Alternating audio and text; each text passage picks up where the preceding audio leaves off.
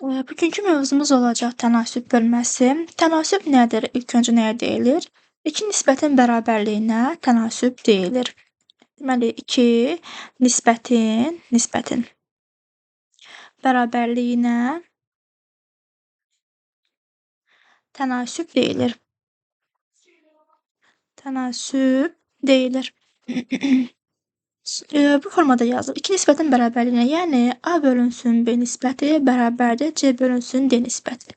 Bu bizdə tənasüb adlanacaq. Və yaxud da ki, biz bunu yazanda necə yazırıq? A bölünsün B-ni necə yazırıq? A bölünsün B kəsr xətti ilə bərabərdir C bölünsün D. Bu formada da yazmaq mümkündür. Yəni tənasüb bizə həm bu formada verilə bilər, həm də bu formada verilə bilər. Yəni misallarda indi bu tipdə görəcəksiniz, izah edəcəm. Daha sonra deməli, tənasübün deməli, AB və CD, AB, CD tənasübün hədləri adlanır. Deməli, A, B, CD tənasübün hədləridir. İndi, deməli, burada qeyd edeyim. A və D, deməli, A və D kənar hədlər. B və C isə orta hədlər adlanır. Orta hədd. Deməli, A və D kənar hədlər adlanır. Yəni, burada nə yadda saxlaya bilərsiniz ki, bu kənarda dayanıbsa kənar hədlər, bunlar ortada dayanıbsa orta hədlər də adlanır. Yəni də A və D kənar hədlər adlanır. B və C isə orta hədlər adlanır. Daha sonra tənasübün deməli bəzi xassələri var, onları deyək. Tənasübümüz bu formada verilir. Deyək ki, A bölünsün B bərabərdir C bölünsün D. Tənasübün əsas xassəsi nədir? Tənasübün kənar hədlərinin hasili dedik, orta hədlərin hasilinə bərabərdir. Tənasübdə kənar hədlərin hasili, yəni A vurulsun D bərabərdir orta hədlərin hasilinə. Bu tənasübün əsas xassəsidir. Kənar hədlərin hasili orta hədlərin hasilinə bərabərdir. Daha sonra, yəni bunu bu formada da yazsaq, A bölünsün B bərabərdir C bölünsün D. Yəni AD, yəni A-nı vuracaqsınız D-yə bərabər olacaq, B-ni vuracaqsınız C-yə. Yəni bu formada da vuracaqsınız çarpaz. Çarpaz uşaqlar baxın bu formada. Yəni A vurulacaq D-yə, B vurulacaq C-yə. Bu da çarpaz üsuludur. Kənar hədlərin hası orta hədlərin hasilinə bərabərdir. Sonra tənasübdə ikinci bir qaydamız var ki, tənasübdə kənar hədlərin yerini dəyişdikdə doğru bir tənasüb alınır. Yəni A bölünsün B bərabərdir C bölünsün D formasında verilən tənasübdə biz kənar hədlərin yerini dəyişsək də yenə də doğru bir tənasüb ala bilərik. Çünki yəni A vurulsun D, D vurulsun A eyni şeydir də, fərqi yoxdur. Yəni biz bunu kənar hədlərin yerini dəyişsək, yəni bunu D formasında, sonra bunu da A formasında yazsaq, bölünsün B, bölünsün C. Baxın, bu formada yazsaq, yəni də kənar hədlərin yerini dəyişsək, deməli, tənasübün kənar hədlərin yerini dəyişdikdə doğru bir tənasüb alınacaq. Və yaxud da eyni ilə üçüncü bir qaydada qeyd edək. Tənasübdə orta hədlərin də yerini dəyişdikdə doğru bir tənasüb alınır. Yəni də eyni ilə bax, birinci yazdığımız tənasübdə orta hədlərin, daha doğrusu bu yox. Bu yazdığımız tənasübdə orta hədlərin yerini dəyişsək. Deməli, yəni A bölünsün bərabərdir D, burada da bölmə. Olacaq nə? Deməli, orta hədlərin yerini dəyişsə, yəni C gələcək bura, B də gələcək bura. Olacaq C, burada B olsa, orta hədlərin yerini dəyişsək, yəni də doğru bir tənasüb alınmış olacaq. Kənar hədlərin hasili orta hədlərin hasilinə bərabərdir. Sonra tənasübün deməli kənar hədlərin yerini dəyişdikdə doğru bir tənasüb alınır. Orta hədlərin də yerini dəyişdikdə yenə də doğru bir tənasüb alınır. Bu formada qeyd edəcəksiniz. Daha sonra bunlar tənasüblə bağlı qaydalarımız bunlardır. İndi keçək sual tiplərinə baxaq. Verilmiş tənasüblərdə kənar və orta hədləri göstərin. Kənar hədlərimiz hansı hədlərdir? Deməli, baxın, 8 və 28 bizim kənar hədlərdir. 7 və 32 də orta hədlərdir. Eyni ilə kənar hədlər, bunlar da orta hədlər. İndi yenə də eyni qayda ilə kənar hədlərimiz hansılardır? Bunlar kənar hədlər, bunlar da orta hədlərdir.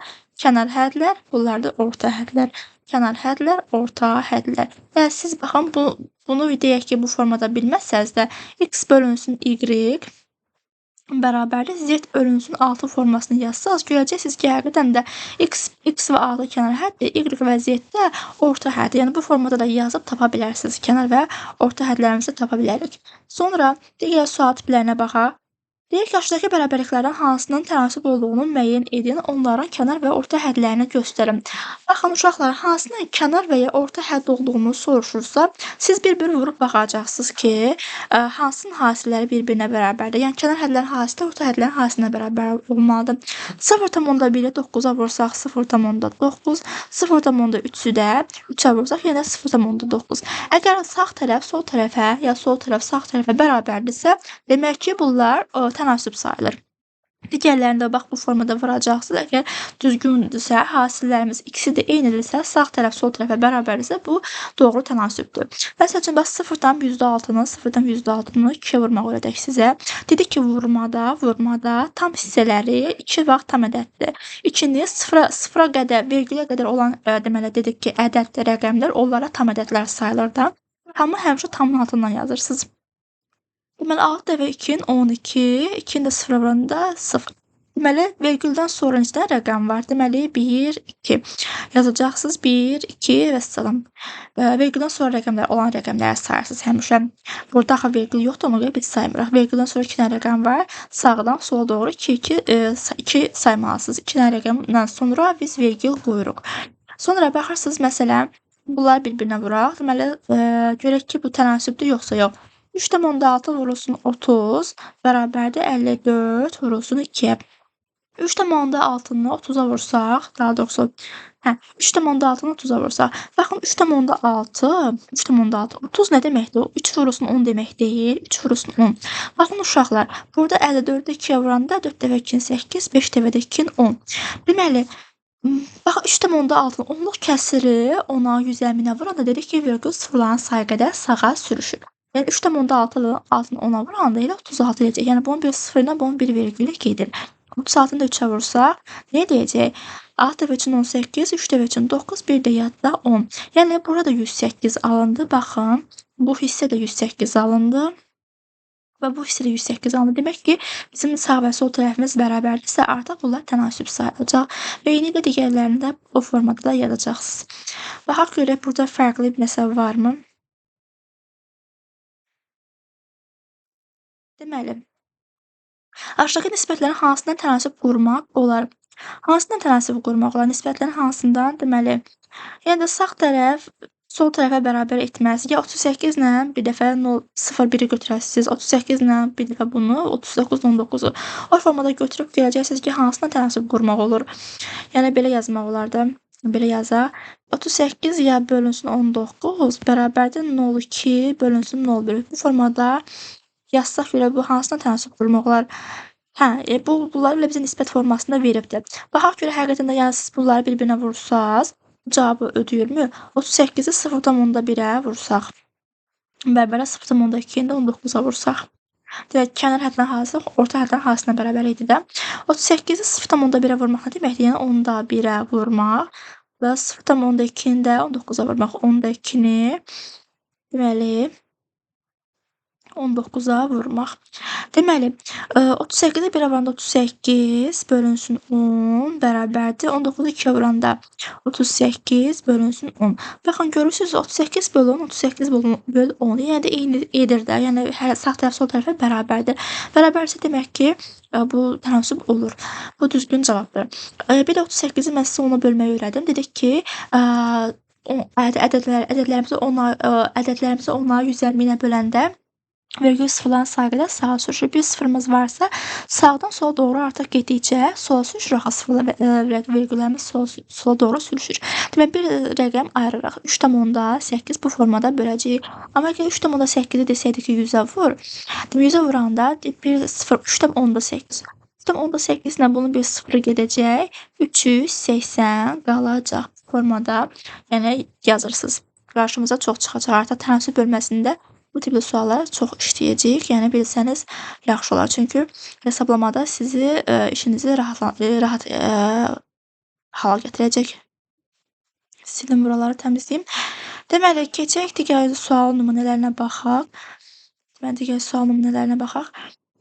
Aşağıdakı tənasüblərdə hədlərin yerini bütün mümkün hallar üçün dəyişin. Sadəcə dəyişməlisiniz. Dəyişməlisiniz. Deməli, hansını da yenə də kənar hədlərə, orta hədlərə vurmalısınız ki, əgər hasillər bərabər olursa, demək ki, düzgün formada dəyişmiş olacaqsınız. Yəni də aşağıdakı bərabərliklərdən tənasüb düzəldin. Tənasüb düzəldin deyir. Yenə də sağ və sol tərəfləri eyniləşdirməlisiniz. Bir-birinə vuranda hasillərimiz düzgün olmalıdır. Olan tənasüblər düzəldir. Aşağıdakı ədədlərdən bütün mümkün olan tənasüblər düzəldir.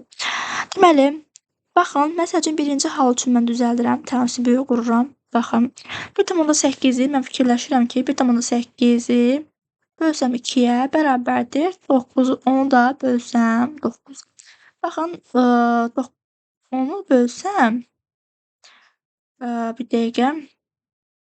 Aha, yox, bunu bu formada yox, bu formada yazaq. Çünki kənar hədlərin hası orta hədlərin hasına bərabər olmalıdır. 9 vurub bölünsün 10 şəklində olmalıdır. Baxın, kənar hədlərin hasili 1,8-i 10-a vuran da 18 eləyir. 9-u da 2-yə vuran da yenə də 18 eləyir. Baxın, bu formada. Yəni, siz ona görə də fikirləşməlisiniz ki, hansı ədədləri bir-birinə vurursanız, baxın kimi görməlisiniz. Kənar hədlərin hasili orta hədlərin hasilinə bərabər olar. Yəni bu tipli suallarda 8 dənə verilib. Ən azı bir 3-ünü, 4-ünü yazsanız kifayət edir. Hamısını yazmağa ehtiyac yoxdur. Çünki vaxt çox getməsin deyə deyirəm. Yəni eyni tip suallardır. Eyni tip suallardan heç olmasa 8 dənə sualdan heç olmasa 6-ya qədərini yazın, 6-ya qədərini işləyin. 6 dənə sual tiplərindən heç olmasa bir 4-ə qədərini işləyin. 8 sualdan 6-ya qədər, 6 sualdan 4-ə qədər olanları işləyin ki, öyrəşəsiz. Yəni baxan kimi görə biləsiz. Tənlikləri həll edin. Baxın, məsələn, 1 nömrəli tənliyi mən həll edirəm. 1 yox, daha doğrusu biraz çətin formadan həll edək. 4 nömrəli sualı həll edirəm. 0,1 vurulsun 0,8 niyə görə? Kənar hədlərin hasili orta hədlərin hasilinə bərabərdir. 0,2 %2 vurulsun y-ə. 0,1-i, baxın 0,1-i artıq bu formada yazıram. 0,8-ə vuraq. Bərabərdir %2 vurulsun y-ə. Deməli, 8, onu da vuranda eləyəcək 100, bərabərdir 2 vurulsun y, vurulsun 100.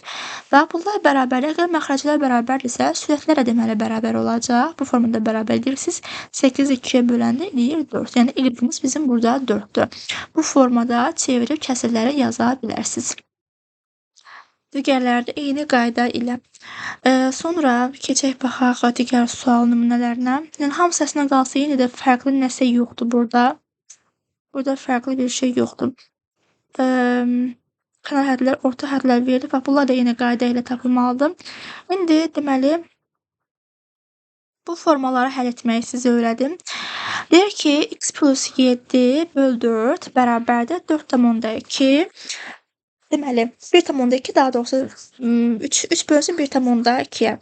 İndi deməli, bu sual tiplərinə nə edirik? Dedik ki, əgər kəsirin sürət və məxrəcində, yəni sürət olsun, ya məxrəc olsun, fərqi yoxdur. Onluq kəsir varsa, 1,2 onluq kəsirdir.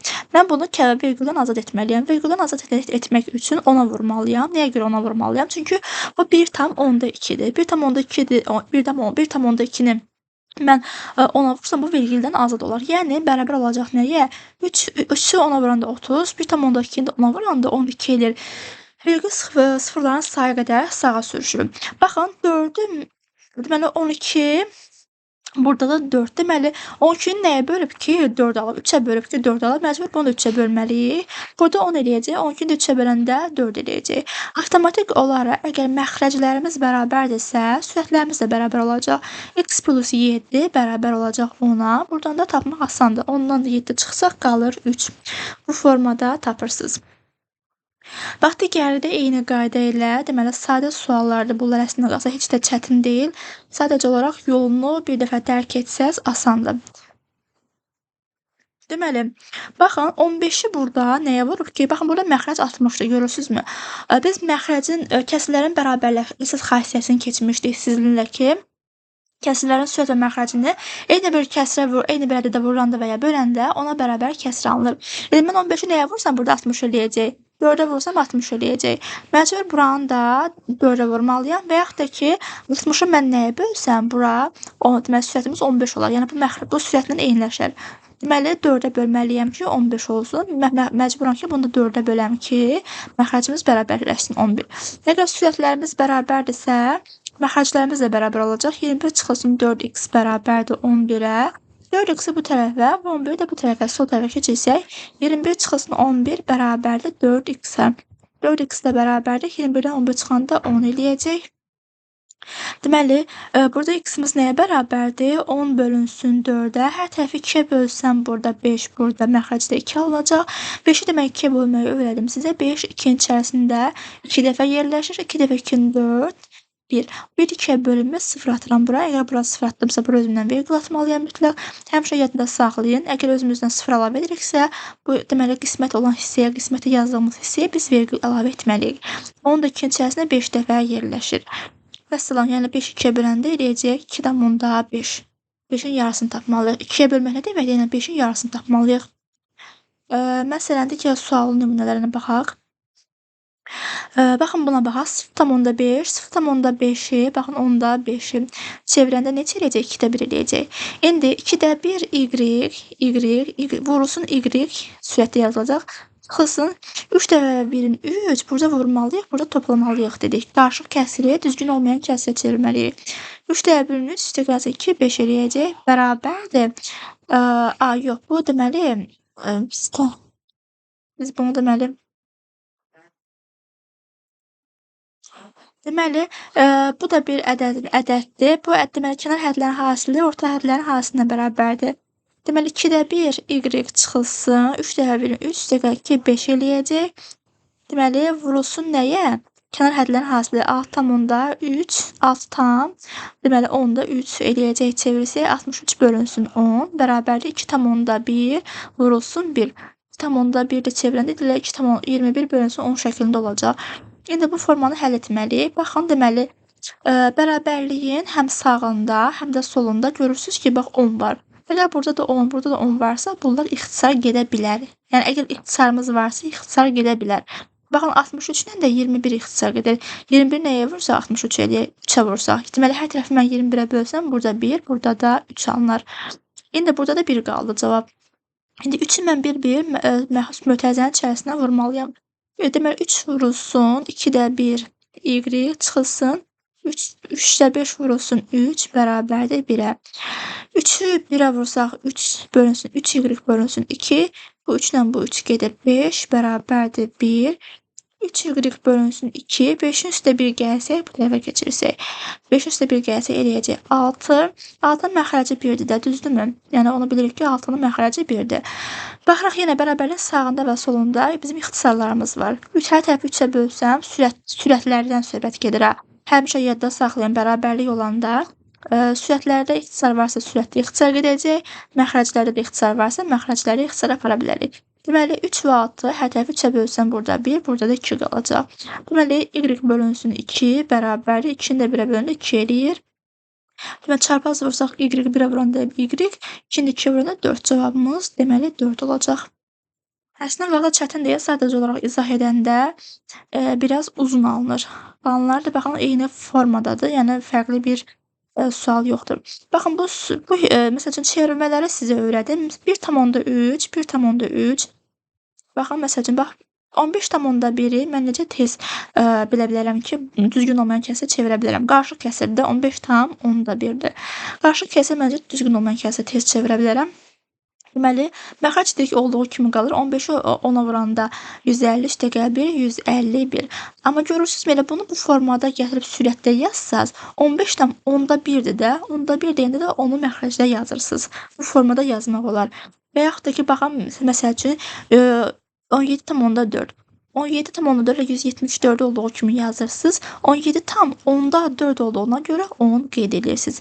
Baxın, məsəl üçün, 2,2. 22 bölünsün 2,10-da 2 olduğuna görə 10 formasında qeyd edirsiniz. Bu formada sadə çevirsəz, yəni işiniz çox rahat olacaq. Məsəl üçün, 2,8-i 2,8 necə tez çevirə bilərsiniz? Biri var ki, 2,10-da 8 yazasınız. Bir də 10 məxrəcdə 10, onu 2-yə vurasınız, 20 üstə gəl 8, 28 bu formada yazasınız. Bir də var ki, tez, qısa qaydada yaza bilməyiniz üçün elə bu ədədi olduğu kimi sürətdə yazırsınız. 2,10-da 8 olduğuna görə ona bölməlisiniz. Vəssalam. Çünki bir dənə vergüldən sonra qeyd edirik ki, bir rəqəm varsa ona bölünüb, 2 rəqəm varsa 100-ə bölünüb, 3 rəqəm varsa 1000-ə bölünüb, 4 rəqəm varsa 10.000-ə bölünüb bu formada davam edir. Məsələn, bax 63-ü mən çevirim. 63-ü necə tez formada düzgün olmayan kəsrə çevirə bilərəm? Qarışıq onluq kəsirdir. Biri var ki, qarışıq kəsir formasında yazarsınız, bu formada yazarsınız. Biri var ki, 6,3-ü elə birbaşa düzgün olmayan kəsrə çevirəsiniz. Necə çevirə bilərsiniz? 63 bölünsün 10. Yəni ki, bu ədədi, verilən ədədi ümumi formada sürətə qeyd edəcəksiniz. Nəyə bölübsə 3,14-də məsəl üçün 3,14-dürsə böləsiniz 3,10 məxrəciniz 10 olacaq. Sürətiniz 34 olduğu kimi yazacaqsınız. X, Y-in elə qiymətini deyə tapın ki, aşağıdakı hər iki bərabərlik doğru olsun. Bəli, necə taparıq bunu? Burada x vurulsun 5 bərabərdir. 2-ni də 20-yə vursak 40 eləyəcək. X nəyə bərabərdir buradan? 40-ı deməli 5-ə bölsəz 8 eləyəcək. X-i tapdıq buradan 8. Y-ə vursaz 4-ə 4y bərabərdir 3x-a. 3 vurulsun x-a. X-imiz nə idi? Deməli 8 deyildi. 8 dəfə 3-ün 24. Y-də bərabərdir 24-ü 4-ə bölsəz 6. Bu formada hamısını yazırsınız. Digərlərdə eyni qayda ilə baxın, digərləri eyni qayda ilə bunları çarpaz vuracaqsınız. Baxın, burada 5,2-dir. 5,2-ni necə sadələşdirərsiniz? Gəlin bunu həll edeyim mən sizin üçün. Baxın.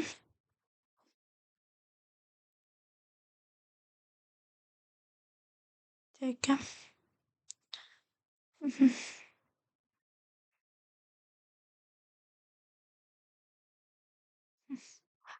Mən bunu sizin üçün sadə formada həll edim. Elə burada da var, yəni bu sualın eyni burada da var. Elə gəl bunu yazaq.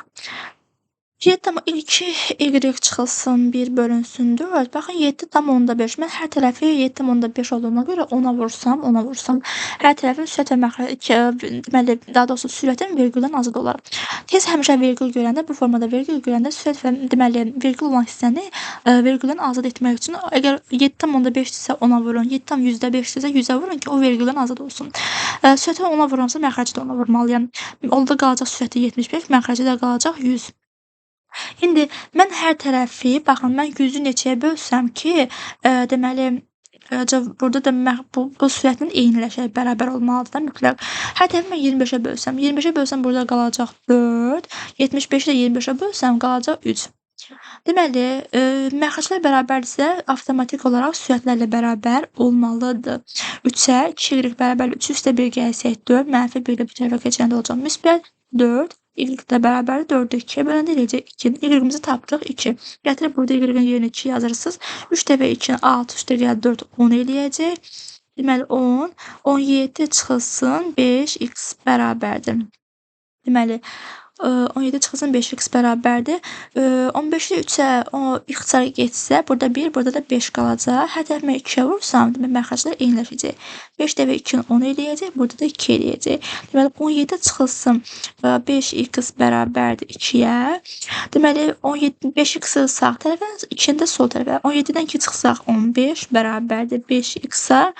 X-im də bura nəyə bərabərdir? 15-i bölməliyəm 5-ə, burada da qalacaq 3. X-im 3-ə, Y-im də 2-yə bərabər olacaq. Bu formada yazırıq. Digərləri də bu formada həll olunur. Deməli, faiz nisbət, faiz deyirəm daha doğrusu, nisbət bölməsini sona, nisbət yox, tənasüb bölməsini sona qədər götürməyi tapşırıram sizə. Bu tiplə məsələn çox suallar olanda 8 sualdan 6 dənəsini yazsaz, ya 4 dənəsini yazsaz kifayət edir. 6 dənə sual olanda 4 dənəsini yazsaz yenə kifayət edir. Şərt deyil ki, hamısını işləyəsiniz. Çünki baxın burada 12 dənə sual var. 12 dənə sualdan heç olmasa bir 8 dənəsini işləyin. Yəni 8-ə qədərini, 1-dən 8-ə qədərini işləyin ki, ən azı yəni çatdıra bilməsəniz, ən azı 8 dənəsini işləyin ki, yaza biləsiniz. Buradan 10 dənə sualdan 7-yə qədərini işləyin. 7-yə qədərini işləyin ki, çatdıra biləsiniz. Və məsələn, deməli, sona qədər, yəni 74-ə qədər işləyərsiniz. Fonlu vaxtınız var.